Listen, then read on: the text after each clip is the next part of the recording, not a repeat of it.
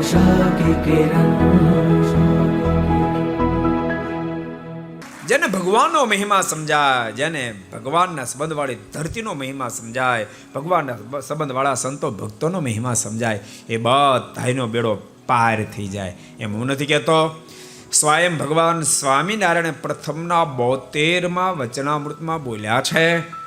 ભગવાન શ્રી હરિ કહે જેને મારો મહિમા હોય, માને ભગવાનનો મહિમા હોય, ભગવાનના સંતનો મહિમા હોય, ભગવાન સ્વામિનારાયણના શબ્દો, જેને ભગવાનનો મહિમા હોય, જેને ભગવાનના સંતનો મહિમા હોય, એનું કાળ, માયા અને કર્મ ત્રણેય ભેળા મળીને ખરાબ કરવા માટે એમ તો ખરાબ કરી શકે નહીં.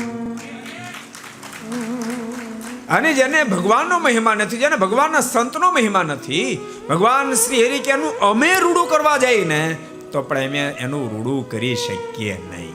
ભગવાન કે અમે સારું ન કરી શકીએ. બાપ જેને મહિમા છે એનો બેડો પાર થાય. अगर ये वीडियो आपको पसंद आया हो तो लाइक करें और शेयर करना मत भूलिए. सब्सक्राइब करें सरदार कथा चैनल को और बेल आइकॉन पर क्लिक करना मत भूलिए लेटेस्ट वीडियो सबसे पहले पाने के लिए.